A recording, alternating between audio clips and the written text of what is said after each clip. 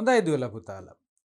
අපි සාකච්ඡා කරමින් සිටින පළාත් ප්‍රශ්න පත්‍රය 2018 උතුරු මැද පළාතේ පාසල් සඳහා උතුරු මැද පළාත් අධ්‍යාපන දෙපාර්තමේන්තුව විසින් පාසල් සඳහා නිකුත් කරපු අවසාන වාර විභාග ප්‍රශ්න පත්‍රයේ පළවෙනි කොටසේ දෙවන පරිච්ඡේදයේ සාකච්ඡාව තමයි අපි මේ ආරම්භ කරන්න සූදානම් වන්නේ.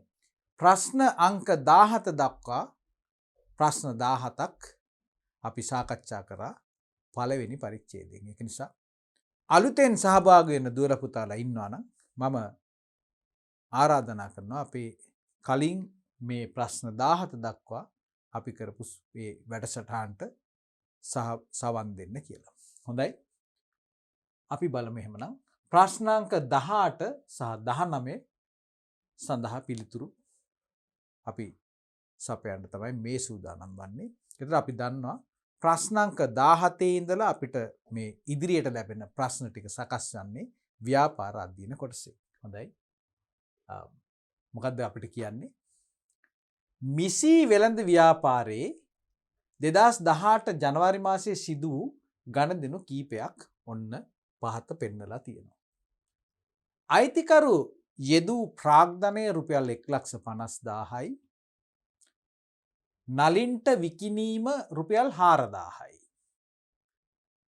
බැංකු ණය මුදලක් ලබාගත්තලු රුපියල් 25,000ක අයිතිකරු පෞද්ගලික ප්‍රයෝජනයට මුදල් ලබාගෙන තියෙනවා ව්‍යාපාරයෙන් රුපියල් කීයක්ද? 2,000ක්. කවද්ද මේක සිද්ධ වෙන්නේ? 2018 ජනවාරි මාසය ඇතුළත. මුලින්ම ව්‍යාපාරය පටන් ගන්නේ 1,50,000ක ප්‍රාග්ධනයක් යොදවලා. හරිනේ? හරි. 18 වෙනි ප්‍රශ්නේ. ඉහත සඳහන් ගණදෙනු අවසානයේ ගිණුම් කරන සමීකරණය අගයයන් සහිතව නිවැරදිව දැක්වෙන පිළිතුර තෝරන්න. මොකද්ද ගිණුම් කරන සමීකරණය කියලා කියන්නේ? අපි කලිනුත් මේ ගැන සාකච්ඡා කරා. අපි ගණිතමය සම්බන්ධතාවයක් ගොඩනගා ගන්නවා මේ ව්‍යාපාරයේ ගණදෙනු, ව්‍යාපාරයේ සිද්ධ වෙන විවිධ ගණදෙනු අපි සාරාංශගත කළොත්, විශ්ලේෂණය කරොත්, වර්ගීකරණය කළොත් අපි ඒ ගණදෙනු සියල්ල අපිට කැටි කරන්න පුළුවන් කොට්ටාස 5කට. 5 කොට්ටාසයකට. මේ 5 කොට්ටාසයට අපි ගිණුම් කරන්නේදී විශේෂ නමක් භාවිතා කරනවා. අපි ඒවට කියනවා මොකද්ද? මේ 5ට අපි කියන්නේ ගිණුම් කරන මූලධර්ම. ගිණුම් කරන මූලධර්ම. එහෙම නැත්නම් මේ ගිණුම් කරන මූලිකාංග. ගිණුම් කරන මූලිකාංග. හරි? අත්තිවාරම් ටික ගිණුම් තොරතුරු සැපීමේ අත්තිවාරමට තමයි ගිණුම් කරන මූලධර්ම. අපි ඊතරම් තැනක් දෙනවා මේ ගිණුම් කරන මූලධර්ම වලට. මොනවද මේ 5? 5ක් තියෙනවා කියලා කිව්වා. ව්‍යාපාරික ප්‍රමුඛව පළවෙනියෙන්ම අපි කියනවා ව්‍යාපාරේ වත්කම්. වත්කම් කියන එක අපි ගිණුම් කරන අධ්‍යයනයේ අපි නිර්වචනය කරා. වත්කමක් කියන්නේ මොකක්ද කියලා. මොකක්ද? නේද? අතීත ගණදෙනුවක්, ඊට පස්සේ අනාගතයේ ඉපීමේ හැකියාවක් සහ පාලනය කිරීමේ හැකියාව. ඉතින් අපිට මේක නිවැරදිව මනින්නත් පුළුවන් නම් මේ ගණදෙනුව අපි ඒකට කියනවා ව්‍යාපාරේ වත්කමක් විදිහට අපි එම ගණදෙනුව අපි හඳුනා ගන්නවා. වත්කම්. වගකීම් කියන්නේත් තවත් දෙයක්. ඒත් අතීත ගණදෙනුවක ප්‍රතිඵලයක් ලෙස ඇතිවන වර්තමානයේ බැඳීමක් ඇතිවන පාලනයක් නෙමෙයි යතන වත්කමක වගේ බැඳීමක් ඇතිවන ඒ බැඳීමෙන් මිදෙන්න නම් අනාගතයේ ව්‍යාපාරේ අපි තියෙන වත්කමක් භාවිතා කරලා මුදල් එළියට ගලණය වීමක් සිද්ධ කරලා මුදල් භාවිතා කරලා මේ වගකීමෙන් මුදල් නැත්තම් සම්පත් අපිට නිදහස් වෙන්න පුළුවන් වගකීම්. වත්කම්, වගකීම්. හිමිකම් කියලා කියන්නේ මොකද්ද? අයිතිකරුවන්ගේ අයිතිය. ව්‍යාපාරයකට කවුද ධනය යොදවන්නේ ආයෝජනය කරන්නේ අයිතිකරුවෝ.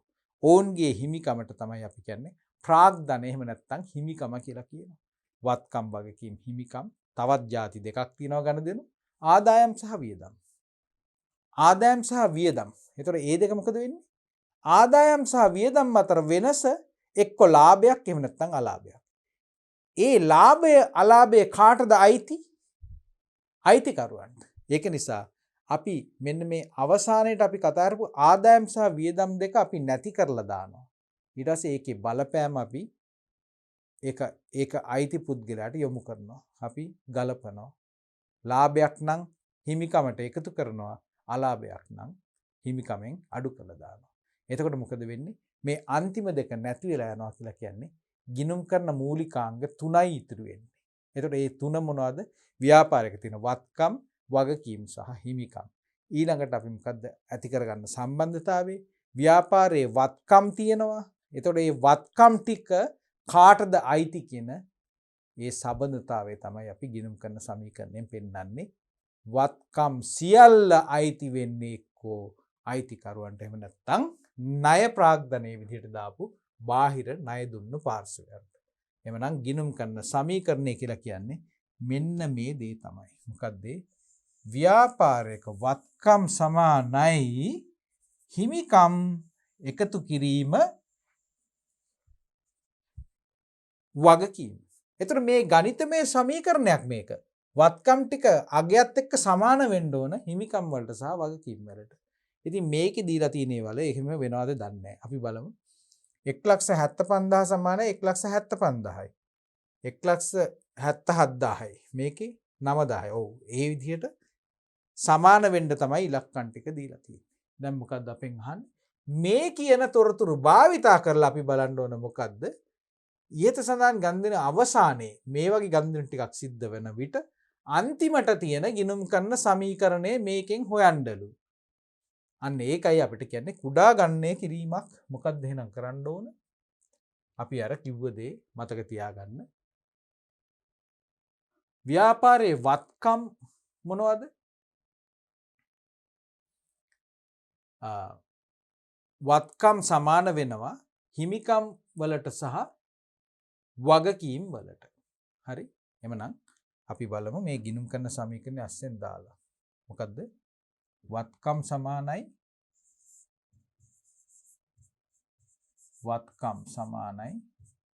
හිමිකම් එකතු කිරීම වගකීම. හරි? ඕකනේ ගිණුම් කරන සමීකරණය. අපි දැන් බලමු මේකේ අයිතිකරු යොදන ප්‍රාග්ධනය කියලා කියන්නේ මොකද්ද? ඒක කීයක්ද? 1,50,000ක්. 1,50,000ක්. ඔන්න එක ගණදෙනුවක් අපි හරි. නලින්ට විකුණනවා කියලා කියන්නේ මොකද්ද? විකුණනවා කියලා කියන්නේ අපිට වාසියක් නේද? අර මං කිව්වේ ගිණුම් කරන මූලිකාංග ආදායම් සහ වියදම් වල බලපෑම කාටද අන්තිමට ගලපන්නේ? අයිතිකරුට. එහෙමනම් ආපහු විකුණනවා කියලා කියන්නේ හිමිකම වැඩි වෙන්න බලපාන දෙයක්. ඒක නිසා 4,000කින් හිමිකම වැඩි වෙනවා. දෙවෙනි ගනුදෙනුව නිසා. එහෙම නේද? හිමිකම වැඩිවීමක් සිද්ධ වෙනවා. ඒ වගේම නලින්ට ණයට විකුණලා තියෙන හන්දා ණය ගැතියෙක් බිහි වෙනවා. ණය ගැතියෙක් මේ පැත්තෙන් මෙතන මුදල් කියලා 1,50,000ක් මුදල් ඊට පස්සේ දෙවන ගනුදෙනු නිසා 4,000ක් කවුද? ණය ගැති. ණය ගැතියෝ කියලා වත්කමක් බිහි වෙනවා. ඊට පස්සේ බැංකු ණයක් ලබා ගන්නවා කියලා කියන්නේ ආපහු රුපියල් 25,000ක් වත්කම් පැත්තට එකතු වෙනවා මුදල්. එහෙම නේද? ඊට පස්සේ වගකීමකුත් මේ පැත්තෙන් බිහි වෙනවා 25,000ක්. ඇයි ඒ? ණයක් ගත්ත නිසා වගකීමක් ඇති වෙනවා. වගකීමක් විදිහට 25,000ක් ඇති වෙනවා. අන්තිමට අයිතිකරු ගන්නවා මොනවද ගන්නේ මුදල් නේද? මුදල් ගන්නවා කියලා කියන්නේ රුපියල් 2000ක් මුදල් අඩු වෙනවා. ඒ ගත්ත එක අපි මොකද කරන්නේ? එයාගේ හිමිකමෙන් අඩු කරලා දානවා. දැන් මෙන්න මේ ගනුදෙනු ටික තමයි සිද්ධ වෙන්නේ. දැන් අපි බලමු මේ පැත්තේ තියෙන දේවල්. 1,54,000යි 64,000 74,000 1,79,000 ඒකෙන් 2,000 අඩු වුණාන් පස්සේ 1,77,000යි. වත්කම් පැත්තේ 1,77,000ක් ඉතුරු වෙනවා. දැන් මේ පැත්තෙත් ඒ ගානම තියෙන්න ඕන. 1,54,000යි 1,52,000යි එකතු කිරීම 25,000. 1,62,000 1,77,000 ගිණුම් කරන සමීකරණය හරි නිවැරදි. ඒකන්ද අපි මේ ගණන් ටික අපි නිවැරදි විදිහට දැම්මා. මේ විදිහට අපිට කුඩා ගාණක් අපි ගණනය කිරීමක් කරා. දැන් මොකක්ද අහන්නේ? ගිණුම් කරන සමීකරණේ නිවැරදිව දක්වන දේ හොයන්න කියලා. 1,77,000 වම් පැත්තේ තියෙන්න ඕන. එතකොට මේ තියෙන්නේ 1,77,000. එතකොට ඒත් සමගම දකුණු පැත්තේ තියෙන්න ඕන 1,52,000 සහ 25,000. එමනම් අපිට ඔය කියන ප්‍රතිඵලය අපිට ලැබෙන පිළිතුර තමයි මෙන්න මේ පිළිතුර. මම පිළිතුර මේ විදිහට තහවුරු කරනවා. 18 වෙනි ප්‍රශ්නේ. දැන් අපි බලමු 19 වෙනි ප්‍රශ්නය. 19 වෙනි ප්‍රශ්නේ. මොකද්ද 19 වෙනි ප්‍රශ්නේ? B ගණදෙනුව. මොකද්ද B ගණදෙනුව? නලින්ට විකිණීම. B ගණදෙනුව ගිණුම්ගත කිරීමට අදාළ ද්විත්ත සටහන තෝරන්න. හරිම ලේසි. B ගණදෙනුව මොකද්ද? නලින්ට විකිණීම. ඇයි නලින්ට විකිණීම කියලා දාලා තියෙන්නේ? ඒ විදිහටයි දාලා තියෙන්නේ. එහෙම දෙයක් කිව්වොත් ඒකෙන් යමක් ඇඟ වෙනවා. මොකද්ද? විකුණලා තියෙන්නේ ණයට.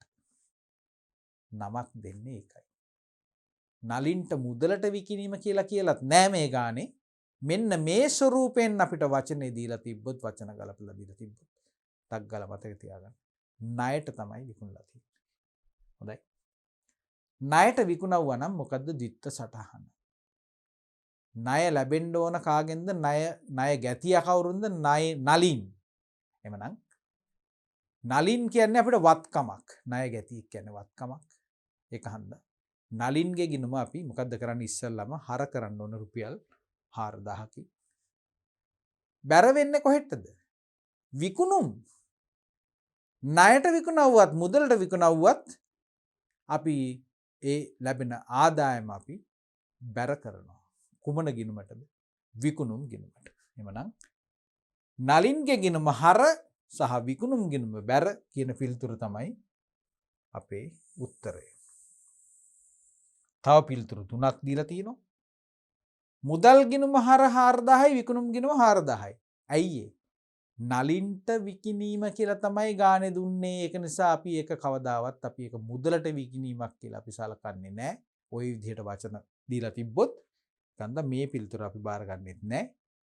ඊට පස්සේ නලින්ගේ ගිණුම හර වෙලා බඩු තොග ගිණුම වැර කරනවා. ඒක වැරදි. ඒක වැරදි. විකුණුම් ගිණුම තමයි ආදායම් ගිණුම. එතකොට මේ අපි ලබන අවුරුද්දේ එහෙම නැත්නම් 11 වසරේදී අපි ලාභ අලාභ සොයන හැටි අපි වෙනම ඉගෙන ගන්නවා. ඒකෙදි තමයි මේ භාණ්ඩවලට ගිය පිරිවැය අපි අඩු කරන්නේ වෙනම. ඒකන්ද අපි එතනට තාම ඇවිල්ලා නැහැ. ඒක නිසා දැනට අපි අහන්නේ මේ ගණදෙනුව ඒකේ ද්විත්ත සටහන පමණයි අහන්නේ. ඊට පස්සේ අවසාන වශයෙන් මුදල් ගිණුම හර වෙලා බඩු තොගය. ඒ කියන්නේ මුදලට විකිණීමක් සිද්ධ වෙන්නේ නැහැ. ඒ වගේම මේ බඩු තොගය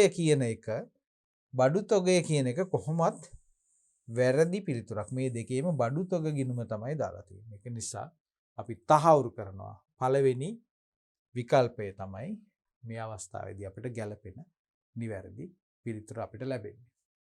පහත දැක්වෙන්නේ ව්‍යාපාරයක සිදු වූ ගනුදෙනුවකි. මොකද්ද? රුපියල් 50,000ක් වූ ලී බඩු තොගයක් අත්පිට මුදලට ගැනීම. සල්ලි දීලා තමයි ලී බඩු තොගය මිලදී ගන්න. මේ ගණදෙනුව නිසා ව්‍යාපාරේ මොකද්ද සිද්ධ වෙන වෙනස? වගකීම් පමණක් වෙනස් වේ. වගකීමක් ඇති වෙනවද? කොහෙත්ම මොකද්ද ගනුදෙනුව ලී බඩු තොගයක් අත්පිට මුදලට ගැනීම. ආය වගකීමක් ඉතුරු වෙන්නේ නැහැ. අපි මිලදී ගන්න වෙලාවෙදිම අපි ඒ සඳහා අදාළ ගෙවීම කරලා තින්නේ. ඒක තමයි අත්පිට මුදලට ගැනීම කියලා තින්නේ. එවනම් වගකීමක් ඉතිරි වෙලා නැහැ. ඒක නිසා පළවෙනි පිළිතුර අපි බාරගන්නේ වත්කම් පමණක් වෙනස් වේ. අන්න ඒ පිළිතුර නම් අපිට පොඩ්ඩක් තියාගෙන පරීක්ෂා කරලා බලන්න සිද්ධ වෙනවා. එහෙම වෙනවද කියලා. ඇයි අපි විකුණන්නේ මොනවද? ලී බඩු තොගයක්. තොගය කියලා කියන්නේ මොනවද? ඒක වත්කමක්. තොගය කියන්නේත් වත්කමක්. එතකොට ඒ තොගය අපි ලාභෙකුත් එක්ක විකුණලා දානවා. එතකොට මොකද්ද වෙන්නේ? අපි අත්පිට මුදලට තමයි මෙතන වෙන්නේ 50000ක් වටිනා ලී බඩු තොගයක් අත්පිට මුදලට ගැනීම. විකිණීමට වඩා මුදලට ගැනීම ගණ්ඩ යන මුදල. හරි. එතකොට විකුණන්න ඉස්සෙල්ලා අපි ගන්න එපයි. ඒක තමයි මම එක්ස්ප්ලেইন කරන්න හැදුවේ.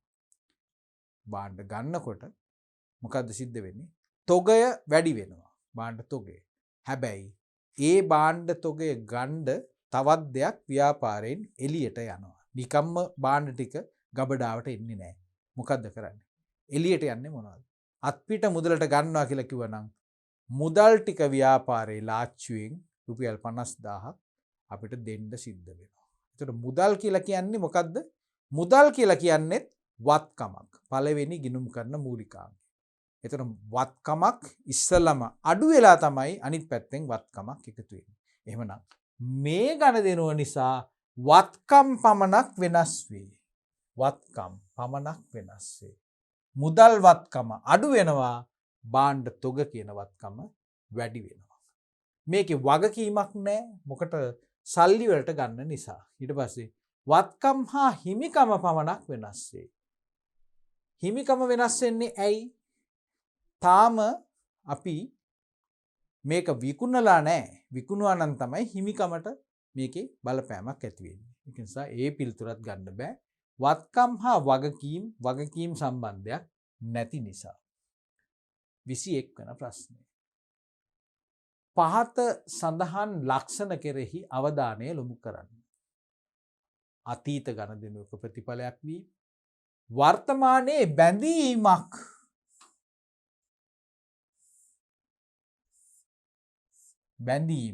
කමිට්මන්ට් එකක් වගකීමක් වගේ දෙයක්. බේරුම් කිරීමේදී ව්‍යාපාරයේ සම්බන්ධ වලින් සම්පත් වලින් බේරුම් කිරීමේදී ව්‍යාපාරයේ සම්පත් වලින් බේරුම් කිරීමේදී ව්‍යාපාරයේ සම්පත් වලින් කොටසක් පිටතට ගලා යෑම. ඒ කියන්නේ ලාච්චියේ මුදල් අරගෙන අපි ගෙවන්න ඕන. එතකොට තමයි අපිට මේ වගකීමෙන් අපිට නිදහස් වෙන්න පුළුවන් වෙන්නේ. මේ වගේ ලක්ෂණ තියෙන්නේ ආදායම් වලද, වියදම් වලද, වගකීම් වලද, වත්කම් වලද. මේක අපි ඉගෙන ගත්තා මේ වගකීම් වල ලක්ෂණ.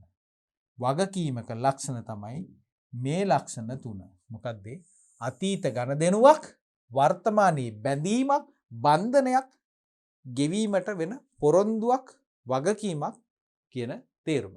ඒ වගේම අනාගතයේ අනිවාර්යයෙන්ම ව්‍යාපාරයේ සම්පත් එළියට ගලා යන්න සලස්සලා තමයි අපිට මේකෙන් මිදෙන්න පුළුවන් වෙන්නේ. එහෙමනම් මේවට අපි කියන්නේ වගකීම් කියලා. 22 වන ප්‍රශ්නය. පහත X තීරුවේ ගිණුම් වර්ගද? ගිණුම් වර්ග අපි කිව්වා කීයක් තියනවද කියලාද?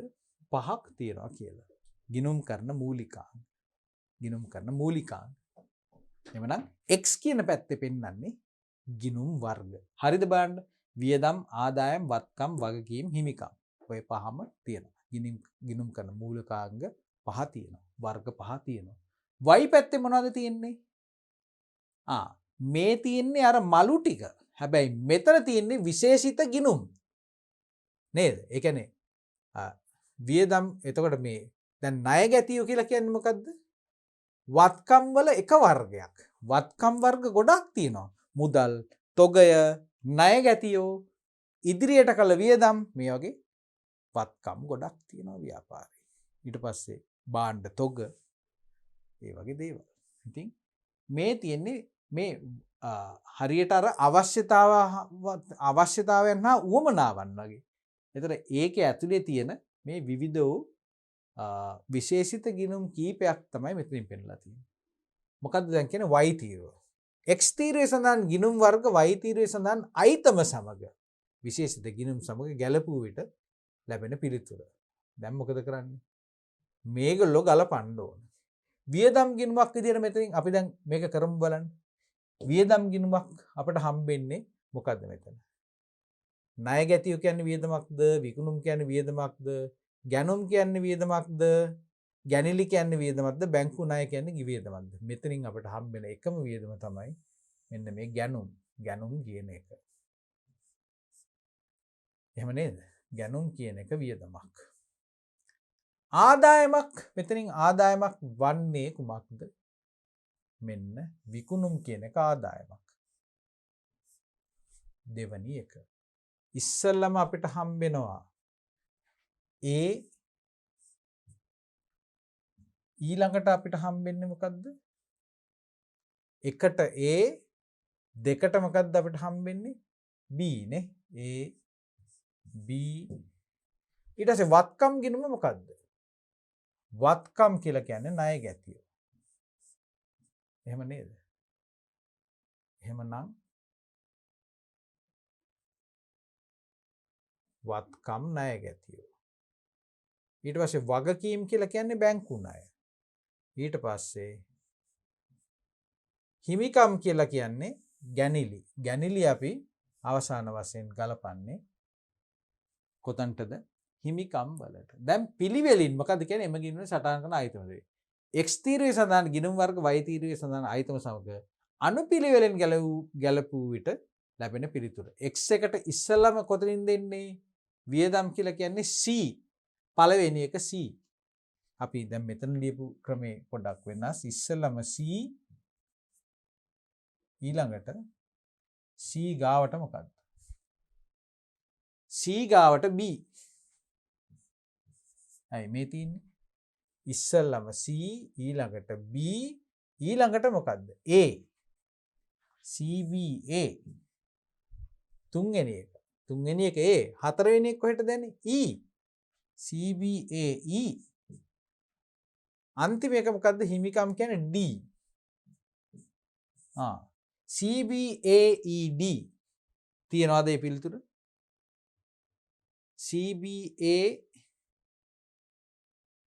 CBAED මෙන්න හරියටම තියෙනවා. CBAED මොකද්ද? අංක 2. හරිද? තේරුණා නේද? ඒ කියන්නේ පිළිවෙලින් හරියටම තියෙන්න ඕන. මෙහෙම මාරු වෙලා තිබ්බට බෑ. මේ හැම එකෙම මේ අකුරු පහම තියෙනවා. නමුත් පිළිවෙලට තියෙන්නේ අපිට මෙන්න මේ පිළිවෙල ගැලපෙන්නේ මෙතනට. හරි? 23 වෙනි ප්‍රශ්නය. ව්‍යාපාරයේ රුපියල් 7500ක කොමිස් ආදායමක් මුදලින් ලැබීම සටහන් කරනකොට අදාළ මූලාශ්‍ර ලේඛනය සහ මූලික පොත. මූලාශ්‍ර ලේඛන සහ මූලික පොත. මූලික පොත් කියලා කියන්නේ මොනවද? ගණදෙනු අනුපිළිවෙලින් සිදු වූ අනුපිළිවෙල අනුව ව්‍යාපාරයේ මුලින්ම සඳහන් වන ලේඛනය.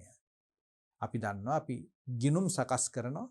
ගිණුම් සකස් කරන්න ඉස්සෙල්ලා අපි මේ ගණදෙනු එක්තරා තැනක අපි මේ පිළිබඳ විස්තරාත්මක තොරතුරු ලියා ගන්නවා. ඒකට තමයි අපි කියන්නේ මූලික පොත්පත් කියලා. ඒ වගේ පොත්පත් අපි 6ක් ගැන අපි ඉගෙන ගත්තා. ඒ වගේම මූලාශ්‍ර ලේඛන කියලා කියන්නේ ගණදෙනුවක් සිද්ධ වෙන විට සාක්ෂියක් විදිහට බිහිවන ලියවිල්ල මූලාශ්‍ර ලේඛනය. එමනම් මේ මොකද්ද කියන්නේ? 7500ක කොමිස් ආදායමක් ලැබෙනකොට අපිට හම්බෙන මොකක්ද අහන්නේ? ඉස්සෙල්ලාම මූලාශ්‍ර ලේඛනය. කොමිස් ආදායමක් ව්‍යාපාරයට ලැබෙනකොට මොකක් හරි ආදායමක් ලැබෙනකොට මොකද්ද අපි ඒ ලැබීම තහවුරු කරන්න අපි නිකුත් කරන මූලාශ්‍ර ලේඛනය මොකද්ද? ලැබීමක් මුදල් ලැබීමක් අපි සටහන් කරන්නේ ලදුපතක් රිසිට් එකක් අපි නිකුත් කරනවා. එහෙමනම් ලදුපත කියන එක කලින්ම එන්න ඕන පළවෙනි දේ. ලදුපත තමයි මුලින් තියෙන්න ඕන. මෙතන ලදුපත තියෙනවා. ඊළඟට මොකක්ද අහන්නේ? මූලික පොත.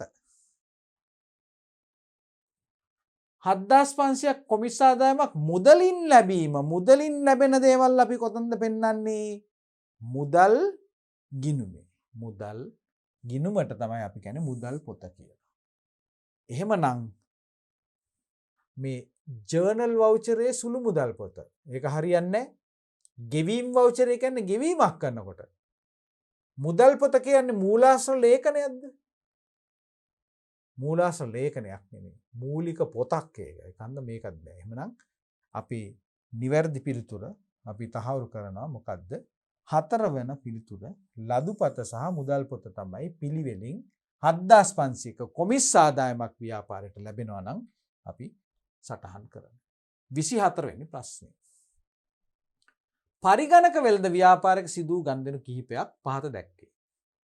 Apple පරිගණකයේ වෙළඳුන්ගෙන් පරිගණක ගැනුම් 1,50,000යි. අත්පිට මුදලට ගැනුම් ලක්ෂයයි. අයිතිකරු පෞද්ගලික පරිහරණය සඳහා පරිගණකයක් ගත්තා. රුපියල් 30,000යි. ඊට පස්සේ 4 වෙනි එක ඩෙල් සමාගමෙන් ව්‍යාපාරයේ ප්‍රයෝජනය සඳහා පරිගණක ණයට ගත්තා. රුපියල් 60,000යි. මේ ව්‍යාපාරේ පාවිච්චි සඳහා මේක අයිතිකරු ගෙදර ගෙනියන්න ගත්ත එකක්. මේ පරිගණක ව්‍යාපාරක Apple පරිගණක ගන්නවා විකුණන්න නැවත විකුණන්න. මේක ගන්නවා B එකත් නැවත විකුණන්න මුදලට ගන්න දේවල්. එහෙම නේද? Apple පරිගණකයේ වෙළඳුන්ගෙන් පරිගණක අත්මි. ඒ කියන්නේ ණයට ගත්ත දේවල්. මේ පළවෙනි එක ණයට අරන් තියෙනවා. තාම ගෙවලා නැහැ. ඒක තමයි Apple පරිගණක වෙළඳුන්ගෙන් පරිගණක ගැනුම් කියලා කියන්නේ. දෙවෙනි එකේ ඉඳන් කෙලින්ම කියලා තියෙනවා අත්පිට මුදලට ගත්තා කියලා. මේන් හිමිකම අඩුවීමට බලපාන ගනුදෙනු. මේකේ ගනුදෙනු ටිකක් දීලා තිනවා. ගොඩක් විස්තර දීලා නැහැ. මේකේ එක්තරා ගනුදෙනුවක් නිසා අයිතිකරුගේ හිමිකම අඩු වෙනවලු. මොකක්ද ඒ? අයිතිකරුගේ හිමිකම අඩු වෙන්න කරුණු කාරණා දෙකක් බලපානවා. අඩු වෙන්න. මොකක්ද ඒ? එක්කෝ අයිතිකාරයා මේ ව්‍යාපාරයට යොදවපු මුදල් ආපහු ගෙදර ගෙනියනවා නම්. ඒක ගෙනියන්න පුළුවන් ක්‍රම දෙකක් තියෙනවා. එකක් තමයි මේ ව්‍යාපාරයෙන් භාණ්ඩ මොන හරි ගෙදර අරන් ගියොත් මේකේ විකුණන භාණ්ඩ ගෙදර අරන් ගියොත් එයාගේ ප්‍රාග්ධනය අලුතෙන් දාපු එක ගත්තා හා සමානයි. අනෙක් හිමිකම අඩු වෙන දේ තමයි ව්‍යාපාරේ අලාභ ඇති වුණොත් ලාභයක් ඇති වුණොත් හිමිකම වැඩි වෙනවා, අලාභයක් ඇති වුණොත් හිමිකම අඩු වෙනවා. හිමිකම අඩු වෙන්න බලපාන තව හේතුවක්. එහෙනම් මම කිව්වා එකක් ව්‍යාපාරේ භාණ්ඩ එහෙම නැත්නම් මුදල් ගෙදර ගෙනියනවා නම් හිමිකම අඩු වෙනවා. අනිත් එක අලාභයක් ඇති වුණොත් හිමිකම අඩු වෙනවා. මේන් හිමිකම අඩු වීමට බලපාන ගනුදෙනුව මොකක්ද? අයිතිකරු පෞද්ගලික ප්‍රයෝජනය සඳහා පරිගණකයක් මිලදී ගත්තලු. ව්‍යාපාරේ සල්ලි භාවිතා කරලා පෞද්ගලිකව පරිගණකයක් ගත්තා කියලා කියන්නේ ඒක හරියට ව්‍යාපාරේ යොදවපු මුදල් ආපහු ලබා ගැනීමක්. ඒක අපි ගලපන්නේ අයිතිකරුගේ හිමිකමට. 25 වෙනි ප්‍රශ්නය. සිරිසඳ ස්ටෝස් පැකට් එකක් රුපියල් 300 බැගින්.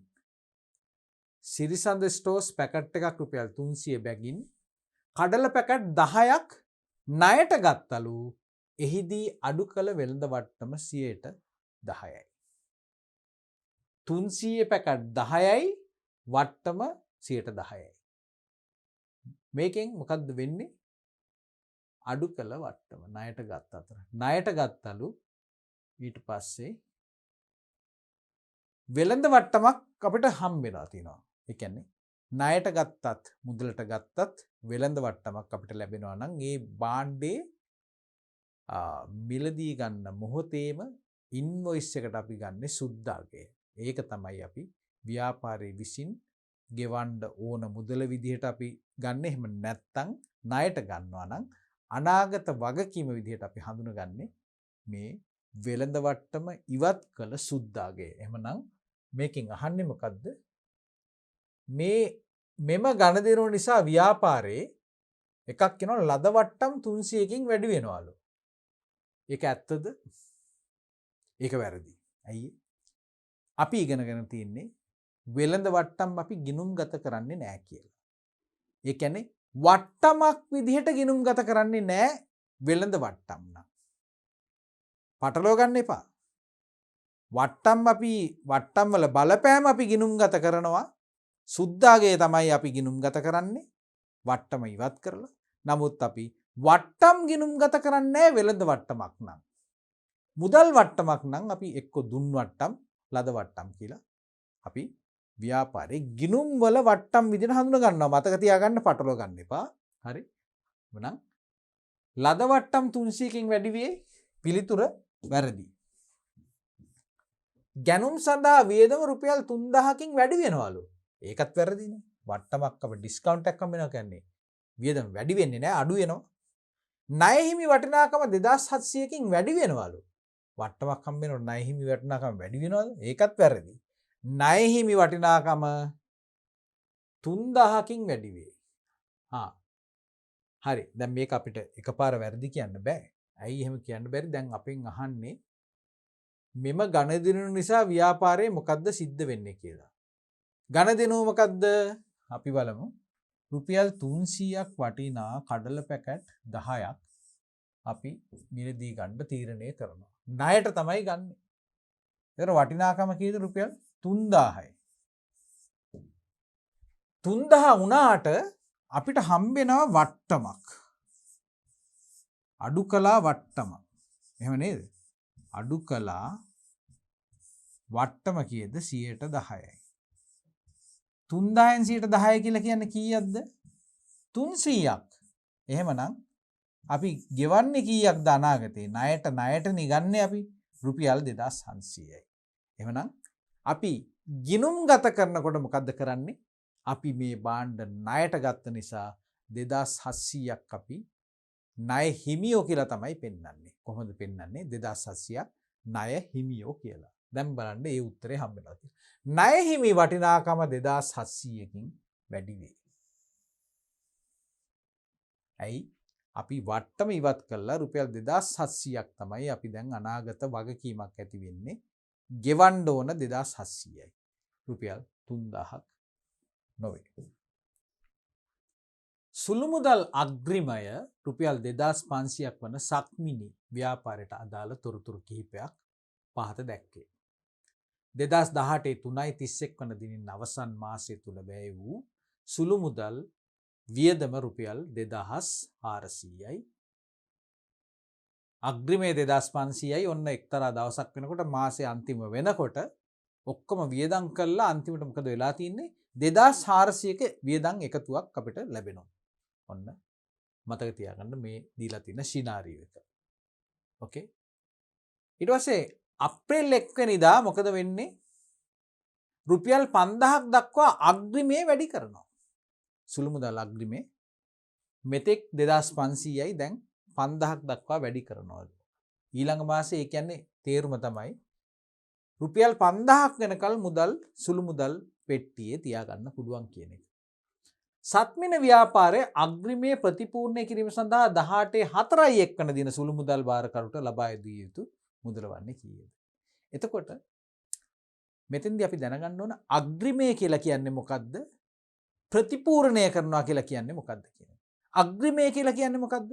ප්‍රධාන මුදල් භාරකරු විසින් තමා යටතේ පත්වන තවත් නිලධාරියෙකුට මේ පුංචි නිතර සිදුවන එකම ස්වරූපයේ වියදම් කිරීම සඳහා ලබා දෙන නිශ්චිත මුදලට තමයි අපි අග්‍රිමයක් කියලා කියන්නේ.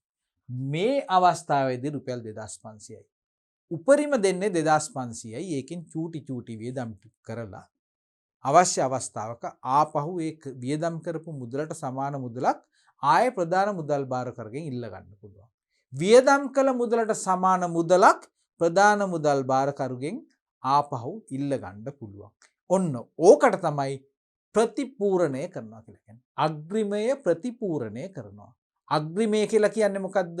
උපරිම අපිට තියාගන්න පුළුවන් නිශ්චිත මුදල ප්‍රතිපූර්ණය කරනවා කියලා කියන්නේ නැවත වතාවක් ඒ අග්‍රිමයේ තියෙන මුදල් ප්‍රමාණයට ඉතිරි මුදල් ටික ප්‍රධාන මුදල් භාරකරුගෙන් ඉල්ල ගන්න එකට තමයි ප්‍රතිපූරණය කරනවා කියලා කියන්නේ. එහෙනම් මේ අවස්ථාවේදී කීයක්ද ප්‍රතිපූර්ණය කරන්නේ රුපියල්? ඉස්සෙල්ලම 2400ක් අපිට ඉල්ල ගන්න පුළුවන්. ඇයි ඒ? රුපියල් 100ක් ඉතුරු වෙනකල් වියදම් කළා 2400ක් වියදම් කළා. දැන් ප්‍රධාන භාරකරුගෙන් 2400ක් ඉල්ල ගන්න පුළුවන්. හැබැයි තවත් වෙනසක් සිද්ධ වෙනවා. මොකද්ද? මේ ව්‍යාපාරයට 2500 මදි කියලා කියන්න ඇති. අපිට බැරිද තව ටිකක් වැඩියෙන් සල්ලි දෙන්න? එතකොට අපිට තව ටික දවසක් ඉඳලා අග්‍රිමය ප්‍රතිපූර්ණය කරගන්න පුළුවන්. 5000 වෙනකල් වැඩි කරනවා. එහෙමනම් ඊළඟ 4 වෙනි මාසේ පළවෙනිදා මුදල් ප්‍රතිපූර්ණය කරන්න යනකොට අපිට දැන් මුදල් කීයක් ගන්න පුළුවන්ද? ඒක තමයි ප්‍රශ්නේ. පළවෙනි එක තමයි වියදම් කරපු මුදල. වියදම් කළ මුදල කීයක්ද? රුපියල් 2400යි. ඒක අපිට ඉල්ල ගන්න පුළුවන් ප්‍රතිපූර්ණය කරන්න පුළුවන්. ඊට පස්සේ අග්‍රිමේ වැඩි කිරීම කීයකින්ද වැඩි කරේ? අග්‍රිමේ වැඩි කිරීම. අග්‍රිමේ වැඩි කිරීම. ඒක හොයන්නේ කොහොමද? 5000 අඩු කරනවා 2500. එහෙනම් කීයක්ද? 2500කින් දැන් අග්‍රිමේ ඉහළ යනවා. ඒ සල්ලි ටිකත් අපිට දැන් අප්‍රේල් පළවෙනිදා ඉල්ල ගන්න පුළුවන්. ඔක්කොම කීයක්ද එහෙනම්? 4900ක් ඊළඟ සැරේ අපිට සල්ලි ඉල්ල ගන්න පුළුවන්. 4900 පිළිතුර අපිට හම්බෙනවද? මෙන්න අපිට තියෙනවා පිළිතුර. එහෙනම් මේ කීවෙනි ප්‍රශ්නේද? 26 වෙනි ප්‍රශ්නේ. ප්‍රශ්න අංක 27. ව්‍යාපාරයකට විකුණුම් වලින් ලැබුණු රුපියල් 12000ක චෙක් පත එම අවස්ථාවේදීම බැංකුවේ තැන්පත් කළ විට ඒට අදාළ දිත්ත සටහන වන්නේ මොකක්ද? සාමාන්‍යයෙන් චෙක් පතකින් අපිට අපේ ණය ගැතියෝ මුදල් දෙනකොට චෙක් පතක් දෙනකොට අපි මොකද කරන්නේ? ඉස්සෙල්ලම අපි මුදල් පොතට මේක ඇතුළත් කරගන්නවා. ඒක මුදලින් ලැබිච්ච එකක් විදිහට මුදල් පොත හර කරලා අපි බැර කරන්නේ කොතනද?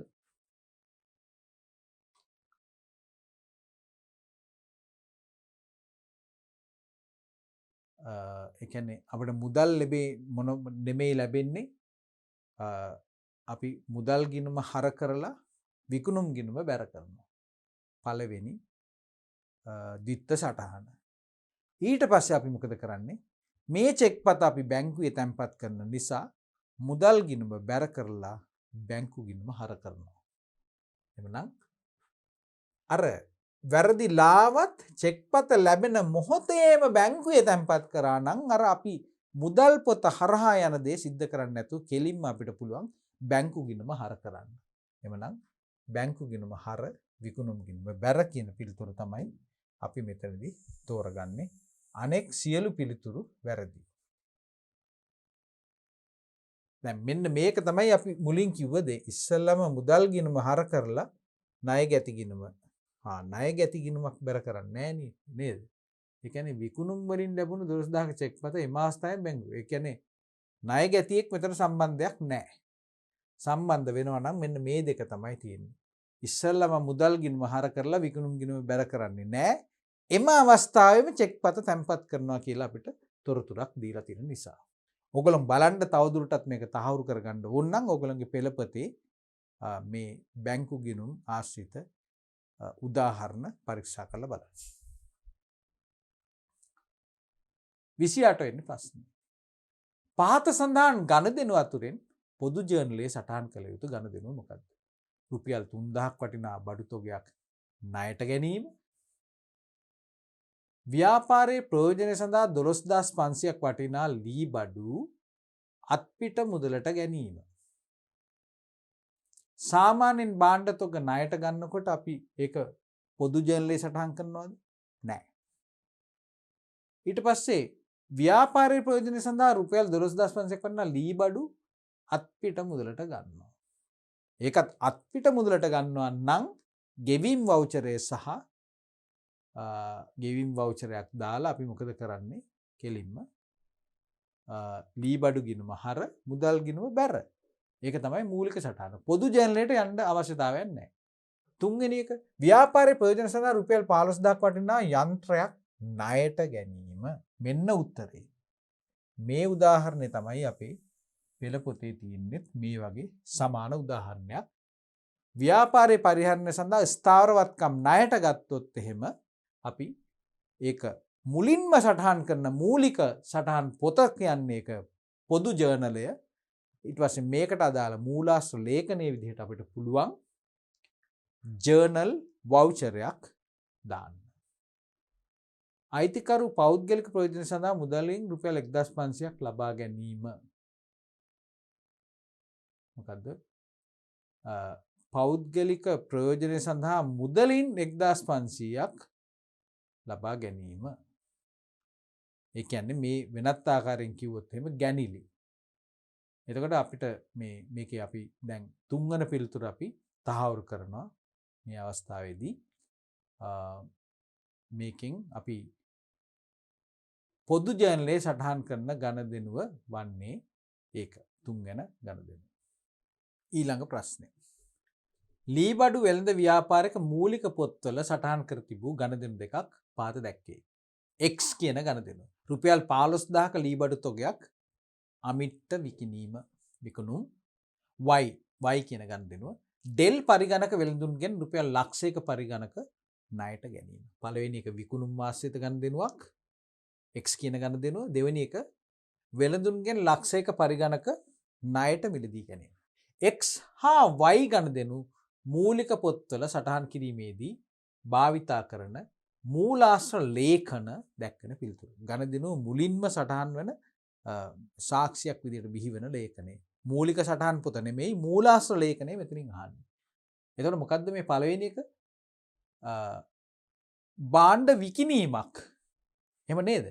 එහෙමනම් විකිණීමේදී මොකද්ද අපි නිකුත් කරන මූලාශ්‍ර ලේඛනේ? විකුණුම් ඉන්වොයිසිය. ඔන්න විකුණුම් ඉන්වොයිසියේ තියෙන පිළිතුරු දෙකක් තියෙනවා. ඒකන්ද 1 2 අපි දැන් හඳුනගමු. දෙවෙනි එක මොකද්ද? ඩෙල් පරිගණක වෙළඳුන්ගෙන් රුපියල් ලක්ෂයක පරිගණක ණයට ගැනීම. පරිගණක වෙළඳුන්ගෙන් රුපියල් ලක්ෂයක ණයට ගැනීම. දැන් බලන්න මේ ව්‍යාපාරය මොකද්ද? මේ ව්‍යාපාරය ඔන්න ලී බඩු වෙළඳ ව්‍යාපාරයක්. එයා මොකද්ද කරලා තියෙන්නේ? මොකද්ද මේ ගන්දර? පරිගණක වෙළඳුන්ගෙන් ලක්ෂයක පරිගණකයක් ණයට ගැනීම. ස්ථාවරවත්කමක් ව්‍යාපාරයේ පරිහරණය සඳහා ණයට ගැනීම. එහෙනම් මොකක්ද අහන්නේ දැන් ප්‍රශ්නේ? මූලාශ්‍ර ලේඛනය. ස්ථාවරවත්කමක් ණයට ගත්තා නම් ඒක සටහන් වන මූලික සටහන් පොත මොකද්ද? පොදු ජර්නලය. පොදු ජර්නලයේ සටහන් කරන්න ඉස්සෙල්ලා අපි මූලාශ්‍ර ලේඛනයක් අපි නිර්මාණය කරනවා. මොකක්ද ඒකට කියන්නේ? ජර්නල් වවුචරය. ජර්නල් වවුචරය තමයි අපි අර හරබැර සටහන් දෙක ගිණුම් දෙක හඳුනගෙන සංලක්ෂය දාන්නේ. කෙටි විස්තරයක් දාන්නේ. එහෙමනම් මොකද්ද? විකුණුම් ඉන්වොයිසිය සමග ජර්නල් වවුචරය තමයි අදාළ වන්නේ. ගෙවීම් වවුචරය තාම අදාළ වන්නේ නැහැ. මොකද තාම ණයට අරන් තියෙන නිසා. එහෙමනම් මේකට අදාළ නිවැරදි පිළිතුර තමයි විකුණුම් ඉන්වොයිසිය සහ ජර්නල් වවුචරය. අපි දෙවන පිළිතුර අතහැරලා දානවා. 30 වන ප්‍රශ්නය. 30 31ක ප්‍රශ්න සඳහා පිළිතුරු සැපීමේදී පහත තොරතුරු උපයෝගී කරගන්න ප්‍රශ්න දෙකක් සකස් වෙනවා. මෙන්න මේ පුංචි කේස් එකක් හරි තියෙන මේ තොරතුරු ආශ්‍රිතව. 2018 3.31 වන දිනට සුපුන්ගේ ව්‍යාපාරයේ බැංකු ගිණුමේ හරශේෂය රුපියල් 25000කි. මාසේ අන්තිමට හරශේෂයක් බැංකු ගිණුම. වාසිදායක ශේෂයක්. 2018 මාර්තු මාසයේ බැංකුවෙන් ලද බැංකු ප්‍රකාශනයේ ශේෂය බැංකු ගිණුමේ ශේෂයත් එක්ක නොගැලපුණි. ඒක සාමාන්‍ය සිද්ධ වෙන දෙයක්. ජංගම ගිණුමකින් බැංකුවේ තියෙන ශේෂයත් ව්‍යාපාරයේ තියෙන ශේෂයත් විවිධ වූ හේතුන් නිසා වෙනස් වෙනවා කියලා අපි ඉගෙනගෙන තියෙනවා. මේ වෙනසට හේතු විපරම් කිරීමේදී ඒ සඳහා පහත කරුණු බලපාලා තියෙනවා කියලා අනාවරණය වුණාලු. පළවෙනි එක තමයි තැන්පත් කළ නමුත් නිෂ්කාශනය නොවූ චෙක්පත් රුපියල් 2500යි ව්‍යාපාර වෙනුවෙන් බැංකුවට ඍජුවම ලැබී ඇති ලාභාංශ රුපියල් 6000යි නිකුත් කළ නමුත් බැංකුවට ඉදිරිපත් නොවූ චෙක්පත් 4000යි ස්ථාවර නියෝග අනුව ගෙවන ලද රක්ෂණ වාරිකයේ රුපියල් 5000යි. එවනම් ප්‍රශ්නේ මොකද්ද? 30 වෙනි ප්‍රශ්නේ. මේවා අතුරින් බැංකු ගිණුම සංශෝධනයේදී සැලකිල්ලට ගත යුතු වන්නේ කොයි දෙකද? බැංකු ගිණුම සංශෝධනය කරන්න. මතක තියාගන්න අපි බැංකු සැසඳුමක් හදන ඒ ඕඩර් එක. එහෙම නැත්නම් පිළිවෙල. මොකද මුලින්ම කරන්නේ කොතනින්ද පටන් ගන්නෙ? අපි ඉස්සල්ලාම ව්‍යාපාරයේ තියෙන බැංකුවේ ගිණුම එතනින් තමයි අපි පටන් ගන්න. බැංකු ගිණුමේ තියෙන ශේෂයයි බැංකු සැසඳුම් නැහැ. බැංකු ප්‍රකාශයේ තියෙන ශේෂයයි අපි වෙනස් කියලා හඳුනා ගන්නවා. ඒ දෙක එකයි නම් අපිට ආයෙ සැසඳුමක් හදන්න දෙයක් නැහැ. සංශෝධනය කරන්න දෙයක්වත් නැහැ. එහෙම එකම ශේෂය නම්. හැබැයි සමහර වෙලාවල් වල කලාතුරකින් තියෙන්න පුළුවන් ශේෂය සමාන වුණත් යම් යම් ගණදෙනු එකේ තියෙන්න පුළුවන්. ඒක හන්ද බොහෝ විට ඒ ශේෂයන් දෙක සමාන නොවන බව නිරීක්ෂණය කරන්න ඕන. ඊට පස්සේ අපි ඊළඟ පියවර තමයි සංශෝධිත බැංකු ගිණුම හදන එක. අපි බැංකු ප්‍රකාශය පරීක්ෂා කරලා බලන්න ඕන යම් යම් අඩු කිරීම් ස්ථිර ස්වභාවයේ දේවල් කරලා තියනවාද කියලා. හරියට ওই බැංකු ගාස්තු, චෙක් පොත් ගාස්තු, අගරු කිරීමේ ගාස්තු වගේ දේවල්. ඒවා ආපහු අපිට දෙන්නේ නැහැ. ඒක නිසා ඒවා වියදම් විදිහට කපා හැරලා තියනවා නම් අපි දන්නවා බැංකු ගිණුමේ තාවකාලිකව ඒක අයින් වෙලා නැති නිසා අපි ස්ථිර වශයෙන්ම මේ වගේ වියදම් ටික බැංකු ගිණුමිනුත් අපි ඉවත් කරන්න ඕන කියලා කියන්නේ බැංකු ගිණුම වත්කම් වර්ගයේ ගිණුමක් නිසා අපි බැංකු ගිණුම බැර කළා. ඒ වගේම අර බැංකුවට යම්කිසි දේවල් ආදායම් මොනවා හරි ලැබිලා තියෙනවා නම් අප නොදැනුවත් ලාභාංශ ආදායම්, පොලි ආදායම්, ඒ වගේම ණය ගැතියන් විසින් කරන ලද ඍජු ප්‍රේෂණ වගේ දේවල් ලැබීම් ස්වරූපයේ දේවල් තියෙනවා නම් අපි බැංකු ප්‍රකාශයේ ඒවා හඳුනගෙන අපි ව්‍යාපාරයේ පොත්පත් වලටත් ලැබීම් විදිහට අපි ඒවා එකතු කර ගන්න ඕනේ. ඊළඟට ස්ථාවර නියෝග මත ගෙවීම. එහෙම දේවල් තියෙනවා නම් ඒක අපි නැවත වතාවක් අපි මුදල් ගිණුම බැර කරන්න ඕනේ. එතකොට මොකක්ද දැන් මේකෙන් අහන්නේ? සංශෝධනයේදී සැලකිල්ලට ගත යුතු කරුණු. අන්න අපි ඒ වෙනසට හේතු පරීක්ෂා කළා ඒ දේවල් අනාවරණය කරගන්නවා. ඊට පස්සේ බැංකු ගිණුම වෙනස් කරන්න හේතු වෙන ගණදෙනු මම ඔය කිව්ව ස්වභාවයේ ගණදෙනු තියෙනවා නම් අපි ඒව හඳුනනවා. පළවෙනි එක බලමු. තැන්පත් කළ නමුත් නිෂ්කාශනය නොවූ චෙක්පත් කියලා කියන්නේ අපි ඒක බැංකු ගිණුම නැවත වතාවක් සංසන්දනය කරන්න යන්නේ නැහැ. මොකද මේ මිස්මැච් එක තියෙන්නේ తాවකාලිකව. මේක නිෂ්කාශනය වෙච්ච ගමන් අපි දෙගොල්ල සමාන වෙන නිසා මොනවත් ඇඩ්ජස්ට්මන්ට් එකක් කරන්නේ නැහැ බැංකු ගිණුම. ඒ වගේම ඍජුවම බැංකුවට ලැබී ඇති ලාභාංශ අන්න ඒක ස්ථිර ලැබීමක් නිසා බැංකු ගිණුමේ තාම අපි සංශෝධනය කළා නැති නිසා අපි මේක ලාභාංශ කියන එක අපිට අදාළ දෙයක්. ඒක අපි හඳුනගමු. ඊට පස්සේ නිකුත් කළ නමුත් බැංකුවට ඉදිරිපත් නොවූ චෙක්පත් කියලා කියන්නේ తాවකාලික මිස්මැච් එකක් හන්දා අපි ඒකත් සංශෝධනය කරන්න යන්නේ නැහැ කිසිම පොතක්. ස්ථාවර නියෝග මත ගෙවූ රක්ෂණ වාරිකය ඒක ස්ථිර වියදමක්. ඒක අපි දකින්නේ බැංකු ප්‍රකාශනයෙන්. අපි එහෙමනම් ඒකත් ඉවත් කරන්න ඕන. එහෙමනම්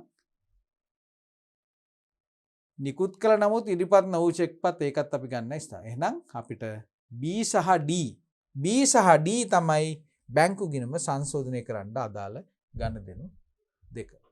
එහෙමනම් 31 වෙනි ප්‍රශ්නය. මොකද 31 වෙනි ප්‍රශ්නේ?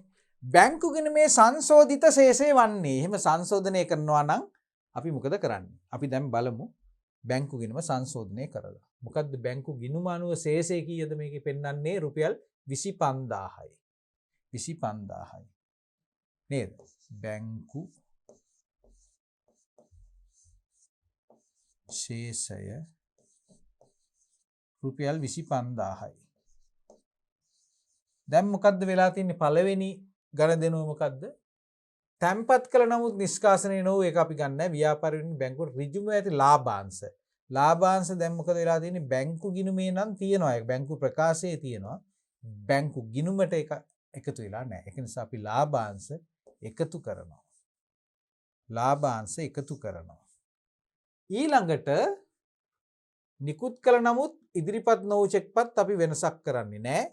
අපි කිව්වා මෙන්න මේ දෙක. D එක ස්ථාවර නියෝග වලින් ගෙව්ව එක රුපියල් 5000 අපි ඒක ස්ථාවර නියෝග රක්ෂණ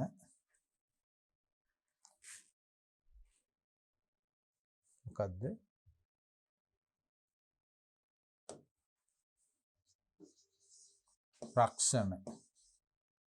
රක්ෂණ වියදම රුපියල් 5000 අඩු කරනවා. එහෙමනම් කීයක්ද අපේ සංශෝධිත ශේෂය? රුපියල් 26000යි. එහෙනම් මොකක්ද අහන්නේ? සංශෝධිත ශේෂය රුපියල් 26000යි කියන පිළිතුර තමයි අපි මේකට ගලපන්නේ. ඒ 31 වෙනි ප්‍රශ්නය. 32 වෙනි ප්‍රශ්නය. පහත සඳහන් ප්‍රකාශ අතුරින් නිවැරදි ප්‍රකාශය තෝරන්න. ප්‍රකාශ ටික අපි කියවමු. මූලික සටහන් පොත් පිළියෙල කරන්නේ ගිණුම් පිළියෙල කිරීම වෙනුවටය. මූලික සටහන් පොත්පත් සකස් කරන්නේ ගිණුම් පිළියෙල කිරීම වෙනුවටය. ඒක අපිට එකඟ වෙන්න පුළුවන්ද? නැහැ. මූලික සටහන් පොත්පත් ගිණුම් වලට ආදේශකයක් වන්නේ නැත. දෙවැනි එක බලමු අපි මොකද්ද කියලා. මේක වැරදි. ඊළඟ ප්‍රශ්නය. ඊළඟ ප්‍රකාශය. මූලික සටහන් පොත් ජර්නල් හෝ දෛනික පොත් ලෙසද හඳුන්වයි. ඔව්. ඒක අපි දන්නවා. එහෙම හඳුන්වනවා. ජර්නල් එහෙම නැත්නම් දෛනික පොත් ලෙස හඳුන්වයි. හරි පිළිතුර. තුන්වෙනි එක. වෙළඳ භාණ්ඩ ණයට ගැනීම තහවුරු කරන්නේ විකුණුම් ඉන්වොයිසයක් මගිනි. වෙළඳ භාණ්ඩ ණයට ගැනීම තහවුරු කරන්නේ විකුණුම් ඉන්වොයිසයක් නෙමෙයි ගැනුම් ඉන්වොයිසයක්. ඒකත් වැරදි. ලෙජර් ගෙනුම් වල ගණන් සටහන් කරන්නේ මූලාශ්‍ර ලේඛන උපයෝගී කරගෙන. නෑ. මූලාශ්‍ර ලේඛන නෙමෙයි අපි මූලික පොත්පත් වලින් තමයි ලෙජර් ගෙනුම් වලට මේ ගණදෙනු මාරු කරන්නේ. එහෙමනම් අපි පිළිතුර මොකද්ද? මෙන්න මේක. දෙවන පිළිතුර අපි තහවුරු කරමු. ඊළඟ ප්‍රශ්නය. ශේෂ පිරික්සම තුලින් අනාවරණය නොවන වරදක්. ඔන්න බලන්න. අපි ඉගෙන ගත්ත ගිණුම් කරන දෝෂ. ගිණුම් කරන දෝෂ තියනවා කියලා අපි හොයාගන්න එක ප්‍රකට ස්ථානයක් තමයි ශේෂ පිරික්සම. අපි පරීක්ෂා කරලා බලමු. අපි දැක්කොත් එහෙම ශේෂ පිරික්සමේ හර සහ බැර ශේෂ තුලණය වෙන්නේ නැහැ කියලා අපිට පැහැදිලි වෙනවා සක්සු දක්ෂේ යම් කිසි ගිණුමක වරදක් දෝෂයක් තියෙනවා කියලා. හැබැයි ශේෂ පිරික්සමක් තුලණය වූ පමණින් අපිට තීරණය කරන්න බෑ ගිණුම් කරන දෝෂ ඇත්තෙම නැහැ කියලා. ශේෂ පිරික්සමක් අගයට තුලණය වෙලා තියෙන අවස්ථාවකත් ගිණුම් කරන වැරදි දෝෂ සිදු වෙලා තියෙන්න පුළුවන්. අපි ඒවා කතා කරලා තියෙනවා. එකම ගණදෙනුව දෙවරක් සටහන් වුණොත් ගණදෙනුවක් මූලික සටහන් පොත් වලින් සම්පූර්ණයෙන්ම මගහැරුණොත් වැරදි ගිණුම් වල සටහන් කරොත් ඒ කියන්නේ ලීබඩු අලුත් වැඩියා ගිණුම ලීබඩු ගිණුමේ ගිහිල්ලා සටහන් කරනවා. ඒක හන්දා ද්විත්ව සටහන් හරි නමුත් තියෙන තැනයි වැරදි. ඒ වගේ ගිණුම් කරන දෝෂ තියෙන්න පුළුවන් ශේෂ පිරික්සමක් තුලනේ වද. ශේෂ පිරික්සමක් තුලින් අනාවරණය නොවන වරදක් වන්නේ. මෙන්න මේ වැරදි වලින් ශේෂ පිරික්සම දිහා බැලුවට ඒකින් අපිට හොයාගන්න බෑ. මොකද්ද? 10000ක දුරකථන ගාස්තු ගෙවීම මුදල් පොතේ පමණක් සටහන් කිරීම එහෙම වුණොත් ශේෂ පිරික්සම තුලණය වෙන්නේ නැහැ. ඒකයි. එක පැත්තක් විතරයිනේ හර සටහනක් විතරයි ගිහිල්ලා තියෙන්නේ. බැර සටහනක් විතරයි ගිහිල්ලා තියෙන්නේ. දුරකථන ගිණුමේ හර සටහන නැති නිසා ශේෂ පිරික්සමේ හර පැත්තේ හිඟයක් ඇති වෙනවා. 12000ක් ණයට විකුණුම් ඉන්වොයිසයක් 1200ක් ලෙස විකුණුම් ජලයේ සටහන් වුණා කියලා කියන්නේ මොකද්ද වෙන්නේ? ණයට විකුණුම් ඉන්වොයිසයක් 1200ක් ලෙස විකුණුම් ජල්ලේ. ඒකත් ඒකෙන් මොකද වෙන්නේ? 12000ක් 1200ක් විදිහට තමයි විකුණුම් ජල්ලේ සටහන් වෙන්නේ. දැන් මොකද වෙන්නේ? එතකොට මේක ශේෂ පිරික්සුම තුලණය වෙනවා. එතකොට ඒක අපිට පේන්නේ නැහැ. දෝෂයක් තියෙනවා. අපි ඒක හොයාගන්නේ නැහැ. මොකද ශේෂ පිරික්සුම හරබැර දෙකම 1200 ගිහිලා තියෙන නිසා. ඒක නිසා අපි මේ ගණදෙනු ඔන්න දැන් අපි දැන්ට ලකුණු කරගන්නවා. අනිත් එක මොකද්ද? ණය ගැතිකකින් ලැබුණ 3000ක් මුදල් පොතට හර කර ණය ගැති ගිණුමද හර. ගිණුම් දෙකම හර කරා නම් අනිවාර්යයෙන්ම අවුට් යනවා. 8000ක් වූ ගොඩනැගිලි කුලී වේදම් ශේෂ පිරික්සුමේ සටහන් නොවීම 8000ක් වූ ගොඩනැගිලි කුලී වියදම් ඒ කියන්නේ ඒ ගොඩනැගිලි කුලී ගිණුම විතරක් ශේෂ පිරික්සුමට අරන් නැහැ. එතකොට ඒකත් තුලණය වෙන්නේ නැහැ. නේද? එහෙනම් මේක තමයි ශේෂ පිරික්සුමෙන් අපිට හොයාගන්න බැරි එකම දෝෂය. අනිත් ඔක්කොම දෝෂ ටික පෙන්නනවා. හිඟයක් පෙන්නනවා හර පැත්තේ එහෙම නැත්නම් බැර පැත්තේ. 33 2 34 වෙනි ප්‍රශ්නේ. ගණදෙනුවක් සටහන් කිරීමට අදාළ දිත්ත සටහන පහත දැක්කේ. ණය හිමි ගිණුම 7000යි බැංකු ගිණුම රුපියල් 7000යි. මොකද්ද සිද්ධ වෙලා? සිදු වී ඇති ගණදෙනු වන්නේ ණය හිමියෙකුට රුපියල් 7000ක් චෙක් පතකින් ගෙවීම. බැංකු ගිණුමනි භාවිතා වෙලා තියෙන්නේ. බැංකු ගිණුමයි බැර කරලා තියෙන්නේ ණය හිමි ගිණුම හර. ඒ කියන්නේ ණය හිමියාගේ ණය හිමිභාවය අඩු කරන්න ඕන 7000කින් අපි ණය හිමි ගිණුම හර කරනවා. ඒතර පළවෙනි එක හරි වගේ පෙන්නනවා අපිට. දෙවෙනි එක මොකද්ද? 7000ක් වටිනා බඩු තොගයක් ණයට ගැනීමය. 7000ක බඩු තොගයක් ණයට ගැනීම නම් ඇයි බැංකු ගිණුම බැර වෙන්නේ? නේද? ඒක නිසා ඒක අපි පිළිගන්නේ නැහැ. ණය හිමියෙකුට නිකුත් කළ රුපියල් 7000ක චෙක් පත අගරු වීම. ණය හිමිභාවය එහෙමනම් වැඩි වෙන්න ඕනේ ආපහු ණය හිමියා බැර වෙන්න ඕනේ. එහෙම එකක් නෙවෙයිලා. 7000ක බඩු තොගයක් ලබා ගැනීම සඳහා චෙක්පත් නිකුත් කිරීම. 7000ක බඩු තොගයක් ලබා ගැනීම සඳහා චෙක්පතක් නිකුත් කිරීම නැහැ. ණය හිමි ගිණුම හර වෙලානේ තියෙන්නේ. එහෙමනම් මොකද්ද? ණය හිමියෙකුට රුපියල් 7000ක මුදලක් චෙක්පතකින් ගෙවීම කියන පිළිතුර තමයි පළවෙනි පිළිතුර තමයි අපි නිවැරදි පිළිතුර විදිහට හඳුනගන්නේ. බැංකු ගිණුම බැර වෙනවා.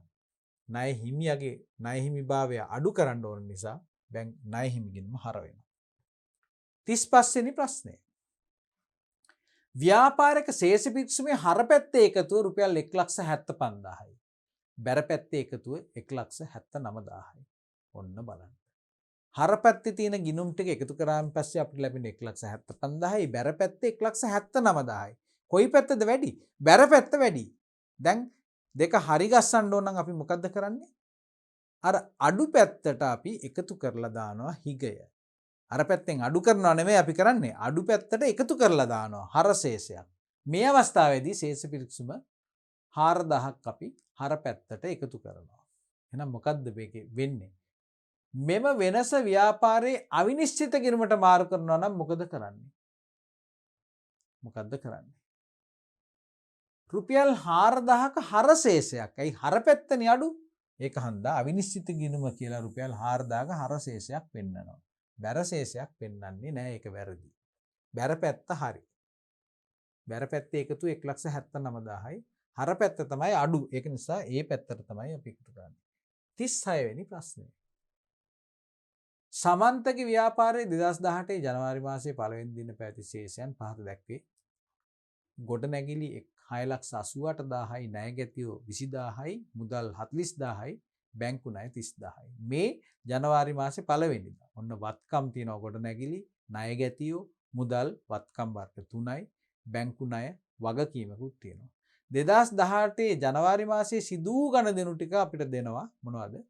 අත්පිට ගන්නවා රුපියල් 10,000ක්, ණයට ගන්නවා රුපියල් 4,000ක්, මුදලට විකුණනවා රුපියල් 25,000ක්, ණයට විකුණනවා රුපියල් 3,000ක්, බැංකු ණය ගෙවනවා රුපියල් 5,000ක්. මාසයේ අවසානයේ මිලදීගත් භාණ්ඩ තොග සියල්ල විකුණුණා කියලා උපකල්පනයකුත් තියෙනවා. ගත්ත සියල්ල විකුණලා ආයි ස්ටොක් එකක් මොනවත් ඉතුරු වෙන්නේ නැත. එhmenan ව්‍යාපාරයේ 2018 ජනවාරි මාසයේ පළවෙනි දිනට ප්‍රාග්ධනය කොපමණද? මෙන්න මේ ශේෂ ටික භාවිතා කරලා අපි හදන ප්‍රාග්ධනය තමයි කීයක්ද කියලා අහන්නේ. එතකොට ගිනුම් කරන අපි කොහොමද ප්‍රාග්ධනය හොයන්නේ? ප්‍රාග්ධනය දීලා නැහැ. එතකොට අපිට හොයන්න පුළුවන්ද? ජනවාරි මාසයේ තිබ්බ ශේෂයන් ටික ඔක්කොම දෙනවා. ප්‍රාග්ධනය දීලා නැති වුණාට ප්‍රාග්ධනය අපිට හොයාගන්න පුළුවන් තැනක් තියෙනවා. මොකක්ද? ගිනුම් කරන සමීකරණය. අපිට හොයාගන්න ගිනුම් කරන සමීකරණය ඇතුළත තියෙන සංරචක තුනයි තියෙන්නේ. ව්‍යාපාරික වත්කම්, වගකීම් සහ හිමිකම් කියන එක.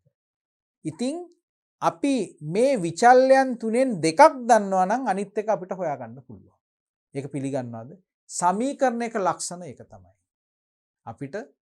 අපි ඒ දන්න ඒ වලින් අපිට එකක් දන්නේ නැති වුණාට අනිත් දෙක දන්නවා නම් ඒකේ තියෙන විචල්යන් අපිට අනිත් එක හොයාගන්න පුළුවන්. ඒක නිසා අපි බලමු ගිණුම් කරන සමීකරණය මොකක්ද? ව්‍යාපාරයේ මොකද්ද සමීකරණය? වත්කම් සමානයි වගකීම් එකතු කිරීම හිමිකම්. දැන් ඔක්කොම දීලා තියෙනවා ගිණුම් ශේෂ ටික. එතකොට ගොඩනැගිලි අපිට දෙනවා කීයක්ද? ඔන්න වත්කම් ටික අපි බලමු. 6,88,000යි. ඊළඟට ණය ගැතිය 20,000යි. ඊට පස්සේ මුදල් කීයක් තියෙනවද? රුපියල් 40,000යි. එහෙනම් මේ ටිකේ ඔක්කොම වත්කම් වල එකතුව කීයද? 6,88,000යි, 6,98,000යි, 7,08,000යි, 7,48,000යි. හරිද? 7,48,000. ඊට පස්සේ මේ පැත්තෙන් අපි දන්නේ නැත්තේ වගකීම් දන්නේ නැහැ අපි. වගකීම් දන්නවා නේද අපි? වගකීමුත් අපි දන්නවා. වගකීම් කීයක්ද? බැංකු ණය දන්නවනේ අපි. කීයක්ද? 30,000යි. දන්නේ නැත්තේ මොනවද? හිමිකම් ටික තමයි දන්නේ නැත්තේ. තුනෙන් අපි දෙකක් දන්නවා නම් අනිත් එක හොයාගන්න පුළුවන්. 7,48,000 හැදෙන්නේ 30,000ට කීයක් එකතු වෙලාද? 7,18,000ක් එකතු වෙලා. අඩු කරන එක තමයි මම කරේ. මොකද්ද කරේ මම? 7,48,000න් 30,000ක් අඩු කරායින් පස්සේ එන දේ. එතකොට මේ දෙක එකතු කරායින් පස්සේ නැවත වතාවක් එනවා. එහෙමනම් අපේ මොකක්ද අහන්නේ පිළිතුර? ව්‍යාපාරයේ 2018 ජනවාරි මාසයේ පළවෙනි දින ප්‍රාග්ධනය කොපමණද? කීයක්ද? 7,18,000යි. මෙන්න පිළිතුර. ඊළඟ ප්‍රශ්නය. ජනවාරි මාසයේ සිදු වූ ගණදෙනු ටික අපි දීලා තිනවා. ඒ ගණදෙනු ටිකම තමයි මේ ආයෙත් දීලා තියෙන්නේ. 10,000, 4,000, 20,000, 30,000, 50,000. හරි. එතකොට මාසයේ අවසානයේ මිලදීගත් භාණ්ඩ තුක සියල්ල විකුණුනාලු. එතකොට මේකේ ගත්තේ මොනවද? අත්පිට ගැනුම්, ණයට ගැනුම්. ගැනුම් කීයක් තියෙනවද? මේ භාණ්ඩ ඔක්කොම විකුණුනාලු. 14,000ක් ගැනුම් තියෙනවා අත්පිට ණයට. ඊට පස්සේ විකුණුම් කීයක් තියෙනවද? රුපියල් 25,000ක් තියෙනවා. නෑ, විකුණුම් තියෙනවා 28,000ක්. 28,000. මේ ගත්ත භාණ්ඩ ටික ඔක්කොම විකුණලා තියෙන්නේ රුපියල් 28,000කට. ඊට පස්සේ මෙතන එහෙමනම් 28,000කට විකුණන්නේ 14,000කට ගත්ත භාණ්ඩ නම් ලාභය කීයක්ද? ලාභය රුපියල් 14,000ක්. අපි දැන්ට මේක නිකන් මතක තියාගමු. හරි. බැංකු ණය ගෙවනවා රුපියල් 5,000ක්. මාසයේ අවසානයේ මිලදීගත් භාණ්ඩ තුක සියල්ල විකිණී ඇත කියන එක තමයි කිව්වේ. එතකොට මාසයේ අන්තිම වෙනකොට මොනවත් භාණ්ඩ තුක නැහැ කියන එක තමයි කියන්නේ. ව්‍යාපාරයේ විකුණුම් ආදායම 37 වෙනි ප්‍රශ්නේ. විකුණුම් ආදායම කීයද? අපි මෙතන හොයාගත්තා. රුපියල් 28,000යි. 28,000 පිළිතුරු තියෙනවද? 28,000 පිළිතුර මෙන්න තියෙනවා. අපි ඒක ඊට පස්සේ 38 වෙනි ප්‍රශ්නේ. මොකක්ද අහන්නේ? 38 වෙනි ප්‍රශ්නේ මෙන්න. ජනවාරි මාසයේ අවසානයේ ජංගම නොවන වගකීම් වල වටිනාකම. ජනවාරි මාසයේ අවසානයේ ජංගම නොවන වගකීම්. දැන් බලන්න මේක කොහොමද අපි හොයාගන්නේ? මේ ආරම්භක ජංගම නොවන මොකක්ද අහන්නේ? ජනවාරි මාසේ අවසානයේ ජංගම නොවන වගකීම් වල වටිනාකම වන්නේ කීයක්ද? මෙන්න ජංගම නොවන වගකීම් මුලින් ආරම්භක ශේෂය කීයද? රුපියල් කීයද? ජංගම නොවන වගකීම් ආරම්භක ශේෂය රුපියල් 30000යි. මාසය තුල ජංගම නොවන වගකීම් වල තිබ්බ වෙනසක් වෙන්න තිබ්බ ගණදෙනුව මොකද්ද? අත්පිට ගැනුම් කියන්නේ ඒකට අදාළ නැහැ. ණයට ගැනුම් මේකට අදාළ නැහැ. ජංගම නොවන වගකීම්නේ අපි කතා කරන්නේ නේද? ඊට පස්සේ මුදලට විකුණුම් කියන්නේත් ඒකට අදාළ නැහැ. නමුත් මෙන්න මේක බැංකු ණය ගෙවීම ජංගම නොවන වගකීමක්. දිගු කාලීන වගකීමක්. 30000ක් තියෙන ණයෙන් අපි 5000ක් ගෙවනවා. එහෙමනම් අන්තිමට කීයක්ද ඉතුරු වෙන්නේ? රුපියල් 25000යි. එහෙමනම් මාසේ අන්තිමට මොකද වෙන්නේ? 30000 අඩු කිරීම 5000. බැංකු ණය මාසේ අන්තිමට කීයද? 31යි 1යි 2018 කීයද? රුපියල් 25000යි. එවනම් උත්තරේ රුපියල් 25000යි. ජංගම නොවන වගකීම් වෙනත් වගකීම් කිසිවක් නැති නිසා. 39 වෙනි ප්‍රශ්නය මොකක්ද? 39 වෙනි ප්‍රශ්නේ මෙතන තියෙන්නේ 2018 ජනවාරි මාසයේ 31 වන දිනට ජංගම වත්කම් හා ජංගම නොවන වත්කම් වල වටිනාකම කීයද? ජනවාරි මාසයේ 31 වන දිනට ජංගම වත්කම් හා ජංගම නොවන වත්කම් වල වටිනාකම කීයද? මේක අපිට එකපාර හොයන්න බෑ. ඇයි ඒ? ජංගම වත්කම් කියලා කිව්වොත් එහෙම කීපයක් තියෙනවා වර්ග. ණය ගැතියෝ මුදල් සහ ජංගම වත්කම් ණය ගැතියෝ මුදල් කියලා දෙකක් තියෙනවා. එහෙම නේද? ඊළඟට ජංගම නොවන වත්කම් කියලා කියන්නේ ගොඩනැගිලි. ගොඩනැගිලි වල අගය නම් අපිට හොයන්න පුළුවන්. මොකද ගොඩනැගිලි සම්බන්ධයෙන් කිසිම වියදමක් නැති නිසා. එතකොට ජංගම නොවන වත්කම් කියලා කියන්නේ මාසයේ අන්තිමට කීයක්ද? අපේ පිළිතුරු තියෙන්නේ 4යි තියෙන්නේ. මාසයේ අන්තිමට 6,88,000 තියෙන පිළිතුර අපිට මෙතනින් වට කරගන්න පුළුවන්. එතකොට ජංගම වත්කම් 73000ද? ජංගම වත්කම් 73000ද? ඒතර ඒක අපි කොහොමද තීරණය කරන්නේ? හැබැයි අපිට පුළුවන් මෙතන මේ ගොඩනැගිලි තියෙන පිළිතුර දිහා බලලා අපිට තෝරන්න පුළුවන් මේක තමයි හරියන්න ඕන කියලා. නමුත් මේක අපිට ඒ 73000 එන හැටි හදන්න ඕන නම් අපිට සිද්ධ වෙනවා මේ ගිණුම් කරන සමීකරණයට මේ ගන් දෙන ටික දාගන්න. ගිණුම් කරන සමීකරණයට කොහොමද දාගන්නේ? මොකද්ද ගිණුම් කරන සමීකරණය? වත්කම් සමානයි හිමිකම් ධන වගකීම්. ඒතර වත්කම් මුලින්ම මොනවද තියෙන්නේ? 6,88,000යි. ඊළඟට තියෙනවා වත්කම් ණය ගැතියෝ 20000යි. මුදල් කීයක්ද තියෙන්නේ? 40000යි. 40000යි.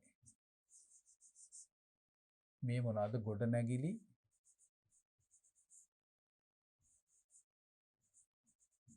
මේ 20000 කියන්නේ ණය ගැති සහ මුදල්. ඊට පස්සේ හිමිකම් කියලා කියන්නේ අපි ඒක හොයාගත්තා මං හිතන්නේ. වගකීම් 30000යි. අපි හිමිකම් අපි කලින් හොයාගත්තා කීයක්ද? පළවෙනි දවසට මුල් දවසට අපි කිව්වේ හිමිකම් කීයක්ද? 7,18,000යිනේ. හිමිකම් අර තියන්නේ අපි ඒක හොයාගත්ත එක. 7,18,000යි. 7,18,000යි. ඔක්කොම 7,48,000යි නෙන්නේ. එහෙම නේද? 7,48,000යි. 688යි ඊට පස්සේ 708යි 748යි. ඔන්න 7,48,000යි මේ දෙපැත්ත සමාන වෙනවා. දැන් මොකද වෙන්නේ? මේ ගණදෙනු ටික අපි සටහන් කරන්න ඕන මේ ගිණුම් කරන සමීකරණය ඇතුලේ. අත්පිට ගැනුම් කියලා කියන්නේ මොකද්ද? ණයට ගැනුම්. අත්පිට ගැනුම් කියලා කියන්නේ රුපියල් 10,000ක් මෙතනින් අඩු වෙනවා. මුදල් අඩු වෙනවා. එහෙම නේද? ඊට පස්සේ මොකද්ද වෙන්නේ? තොග කියලා වත්කමක් එකතු වෙනවා. කීයක්ද? රුපියල් 10,000ක්. 10,000ක්. මම එතනින් ලියන්නම්. ඒක අපි සටහන් කරා. ණයට ගත්තා කියලා කියන්නේ තොග 4,000ක් එකතු වෙනවා. තොග 4,000ක් එකතු වෙනවා. මේ තොග කියන හරි මේ පැත්තෙන් ගත්තේ වත්කම් සයිඩ් එක. ඊට පස්සේ ණයට ගත්ත නිසා මොකද වෙන්නේ? මේක අරන් තින්නේ ගැනුම් ණයට ගැනුම්. එහෙමනම් වගකීමකුත් වැඩි වෙනවා. කීයක්ද? රුපියල් 4,000ක්. ණයට ගත්ත නිසා. හරි නේද? මං ගිණුම් කරන සමීකරණයේ මේ ගණදෙනුව සටහන් කරනවා. ණයට ගත්ත එක. මේ අත්පිට ගත්ත එක. මුදල් අයින් වෙනවා, තොග වැඩි වෙනවා.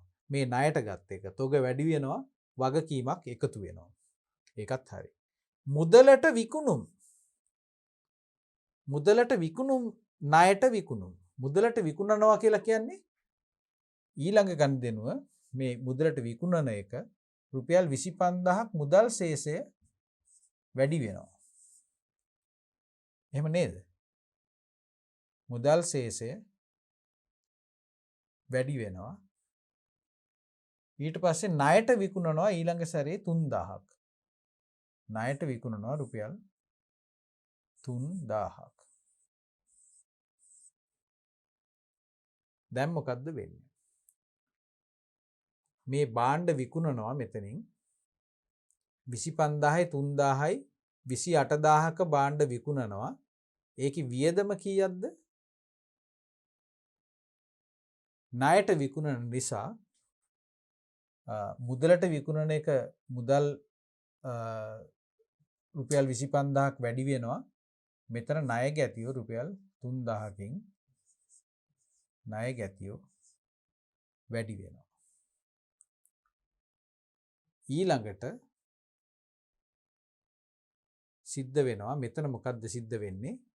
මේ භාණ්ඩ විකුණන්නේ මෙන්න මෙතන ගත්ත මේ තොග ටික. ඒක නිසා තොග ටික ව්‍යාපාරයෙන් අයින් වෙනවා. කීයක්ද? 14,000ක්. මේ භාණ්ඩ ටිකනේ විකුණන්නේ අපි.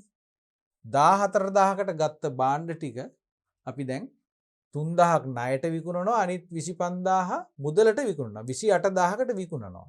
දැන් මොකද වෙන්නේ? මේ දෙකේ වෙනස ගිණුම් කරන සමීකරණයට 28,000යි 14,000යි. හිමිකම වැඩි වෙනවා කීයකින්ද? රුපියල් 14,000කින්. ඒ ලාභයක්. එහෙම නේද? ඇයි මේ පැත්තේ 18,000න් 14,000 ගියයින් පස්සේ 28,000න් 14,000 ගියන් පස්සේ 14,000ක් මේ පැත්තේ එකතු වෙනවා. ඒ 14,000 අයිති වෙන්නේ කාටද? හිමිකම විදියට මේ පැත්තට. අයිතිකරුට තමයි මේ 14,000 අයිති වෙන්නේ.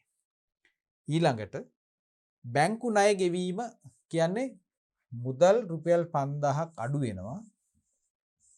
අඩු වෙලා බැංකු ණය කියන වගකීම රුපියල් 5,000කින් අඩු වෙනවා.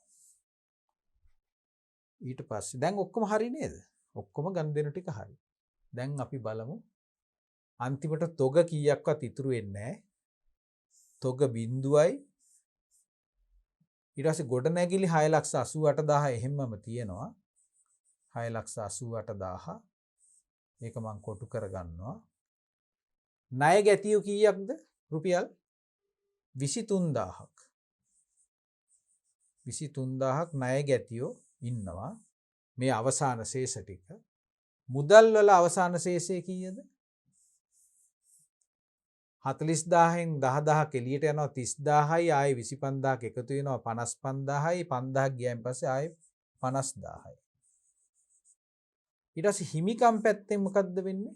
7,48,000 වෙනවා. 7,18,000යි 7,32,000යි 7,32,000යි හිමිකම. ඊට පස්සේ වගකීම් කීයද? 30,000යි 34,000යි 29,000යි 29,000යි. දැන් අපි බලන්න ඕන ගිණුම් කරන සමීකරණය හරි යනවාද කියලා. මෙතන 6,88,000යි. හරි අපි බලමු 6,00,000 අපි දැන් බලමු මේ ටික එකතු කරලා දැන් හරිද කියලා.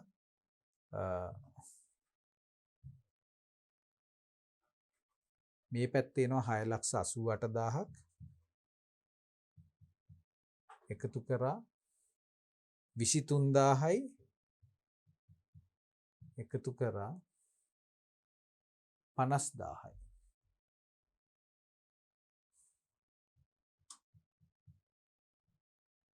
$7,61,000යි. මේ තුනේ එකතුව 7,61,000න් තමයි තුලණය වෙන්නේ. මේ පැත්ත බලමු 7,32,000ට 29,000ක් එකතු කරලා. මේකත් අපි බලමු 7,32,000යි එකතු කරා 29,000ක්. අනිත් පැත්ත. පිළිතුර 7,61,000යි. 7,61,000යි. එහෙනම් ගිණුම් කරන සමීකරණ ආශ්‍රිතව මේ ගණන් ටික අපි මේ විදිහට සටහන් කරගත්තයින් පස්සේ ගිණුම් කරන සමීකරණේ තුලණය වෙනවා. එහෙමනම් අන්තිමට මොකක්ද අහන්නේ? ජනවාරි මාසේ 31 වන දිනට ජංගම වත්කම් හා ජංගම නොවන වත්කම්. ජංගම නොවන වත්කම් කියලා කියන්නේ 6,88,000යි. මෙන්න මේ පිළිතුර මෙතනින් ආවා 6,88,000ක්. ඊට පස්සේ ජංගම වත්කම් කියලා කියන්නේ කීයක්ද තියෙන්නේ? මෙන්න මේ දෙක. 50,000යි 23,000යි. 73,000යි. මේ තියෙන මේ දෙකේ එකතුව 50,000යි 23,000යි. අනිත් වත්කම් තුනයිනේ ඔක්කොම තියෙන්නේ. ගොඩනැගිලි ඊට පස්සේ ණය ගැතියෝ සහ මුදල්. මුදල් 50,000යි ණය ගැතියෝ අවසාන ශේෂය 23,000යි 73,000යි. එහෙමනම් අපි තහවුරු කරනවා මේ පිළිතුර නිවැරදි පිළිතුර විදිහට. 39 වෙනි ප්‍රශ්නේ. 40 වෙනි ප්‍රශ්නේ මොකක්ද අහන්නේ?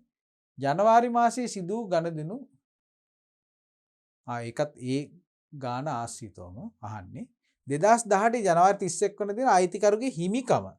ජනවාරි 31 අයිතිකරුගේ හිමිකම කීයද? අපිට ආවේ 7,32,000යි. 7,32,000යි. ඒ පිළිතුරත් මෙතන 7,32,000යි පිළිතුර අපිට තියෙනවා. ඒක නිසා අපි තහවුරු කරනවා 7,32,000යි කියලා. හොඳයි. අපි දැන් 2018 වසරේ උතුරු මැද පළාත් අධ්‍යාපන දෙපාර්තමේන්තුව විසින් උතුරු මැද පළාතේ පාසල් සඳහා අවසාන වාර පරීක්ෂණයට ඉදිරිපත් කරපු ඒ ප්‍රශ්න පත්‍ර සාකච්ඡාව තමයි අපි මේ පරිච්ඡේද දෙකකින් මෙසේ අපි නිමා කරන්නේ. එහෙනම් දුවලා පුතාලා ඕගොල්ලෝ ලිව්ව පිළිතුරු මාත් සමග මේ කරපු සාකච්ඡාවේ අනාවරණය කරගත්තු උත්තර සමග සංසන්දනය කළා. ඔබලා කොතෙක් දුරට සාර්ථක වුණාද? ඒ වගේම ඕගොල්ලන්ට වැරදිච්ච තැන් මොනවද? ඊළඟ සැරේ අපි පිළිතුරු ලියනකොට ඒ වැරදි අඩුපාඩු අඩුලුහුඩුකම් මගහරවා ගන්නේ කොහොමද කියන ඒ පන්නරේ ලබා ගැනීමට අපි මේ කරන සාකච්ඡාව ඕගොල්ලෝ රුකුලක් කරගනී කියන බලාපොරොත්තුවෙන් මේ ප්‍රශ්න පත්‍රයේ දෙවන කොටස සාකච්ඡා කිරීම සඳහා අපි ඊළඟ පරිච්ඡේදයකින් නැවත වතාවක් සම්බන්ධ වෙමු කියන ආරාධනයත් එක්ක මම මේ සාකච්ඡාව මෙතකින් අවසන් කරනවා.